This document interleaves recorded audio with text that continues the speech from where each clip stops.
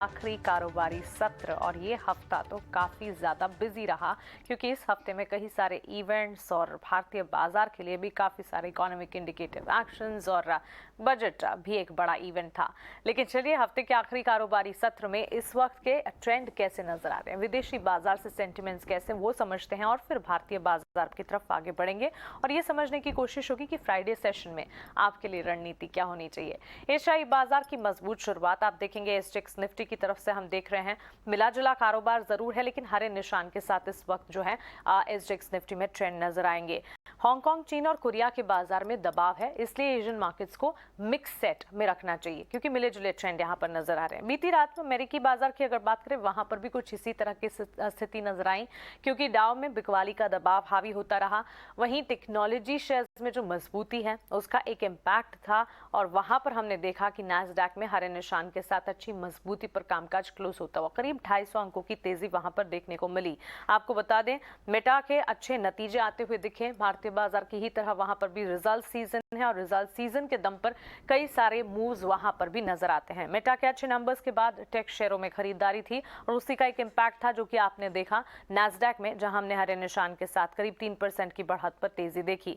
हालांकि हल्की फुल्की गिरावट डाउ में नजर आई और एसएनपी में हरे निशान के साथ ट्रेड्स क्लोज हुए। एप्पल और अल्फाबेट के कमजोर नतीजे आते हुए दिखे तो सेंटिमेंट्स वहां से वीक नजर आए। वहीं 2019 के बाद एप्पल की बिक्री में सबसे बड़ी गिरावट इस तिमाही नजर आई, तो क्लियरली नंबर्स जो थे वो काफी वीक थे और अल्फाबेट की कमजोर एड रेवेन्यूज जो थे उससे दबाव की स्थिति नजर आई। इसके अलावा यूरोपीय बाजार की अगर बात करें, कल दोपहर को यूरोपीय बाजार जो है मजबूती के साथ ही बंद होते हुए दिखे। डैक्स फुट्सी कैक में हमने देखा हरे निशान के साथ मजबूती जो है वो कायम रही। साथ ही कच्चे तेल की चाल में अब भी सुस्ती कायम है। हम देख रहे हैं करीब $82 के इर्द गिर्द कच्चा तेल जो है वो ट्रेड करता हुआ दिख रहा है। तो मिले जुले सेंटिमेंट्स इस वक्त विदेशी बाजार से आते हुए हम कह सकते हैं। इसके अलावा अगर आप देखेंगे यूएस 10 ईयर ट्रेजरी यील्ड जो है 3% के आसपास, 2 ईयर ट्रेजरी यील्ड 4% और डॉलर इंडेक्स जो है 101 102 के इर्द गिर्द ट्रेड करता हुआ नजर आ रहा है। सेंटिमेंट्स जो है ऑन अ मिक्स साइड नजर आएंगे क्योंकि एशियाई बाजार की शुरुआत एसजेक्स निफ्टी की तरफ से पॉजिटिव हुई है, लेकिन हांगकांग, चीन, कोरिया के बाजार में बिकवाली का दबाव नजर आ रहा है। अब ये संभलते हैं नहीं, इस पर हमें नजर रखनी होगी।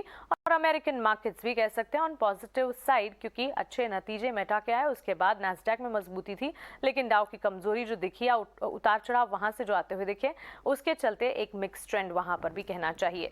लेकिन आइए आगे बढ़ते हैं और क्या ये तेजी भारतीय बाजार तक भी आगे बढ़ेगी? क्या एशियाई बाजार दिन के दौरान और ज्यादा मजबूत होते दिखेंगे? इस पर हमारी नजर रहेगी। संस्थागत निवेशकों का एक्शन कैसा रहा? कल के कारोबारी सत्र में एफआईएस की बिकवाली जो है वो ट्रेंड अब भी जारी है। 3065 करोड़ की बिकवाली कैश मार्केट में एफआईएस ने की है। कैश मार्केट में ही डीआईएस की तरफ से 2371 करोड़ की खरीदारी के आंकड़े आए हैं। तो एफआईएस की बिकवाली के सामने डीआईएस की खरीदारी या कह सकते हैं भारतीय बाजार पर भरोसा डीआईएस की तरफ से। लेकिन वायदा बाजार में 2464 करोड़ की बिकवाली एफआईएस की तरफ से इंडेक्स फ्यूचर्स में। वहीं इंडेक्स ऑप्शंस में अगर आप देखेंगे 18130 करोड़ तक की खरीदारी के आंकड़े। तो इंडेक्स ऑप्शंस में खरीदारी, डीआईएस की कैश मार्केट में खरीदारी, लेकिन इंडेक्स फ्यूचर्स में एफआईएस की बिकवाली और कैश मार्केट में भी एफआईएस की बिकवाली के आंकड़े नजर आ रहे हैं। आइए आगे बढ़ते हैं और हमारे साथ अब मार्केट एक्सपर्ट भी जुड़े हैं, उनका स्वागत करते हैं और उनसे पूछते हैं कि ये सारे के सारे संकेतों को देखते हुए भारतीय बाजार की चाल कैसी लग रही है। एंजल वन के देवांग शाह आप मेरे साथ जुड़ गए हैं। देवांग, गुड मॉर्निंग, स्वागत है आपका ईटी नाउ स्वदेश पर। बताइए फ्राइडे सेशन आज मार्केट्स में स्ट्रैटेजी आप क्या बना रहे हैं?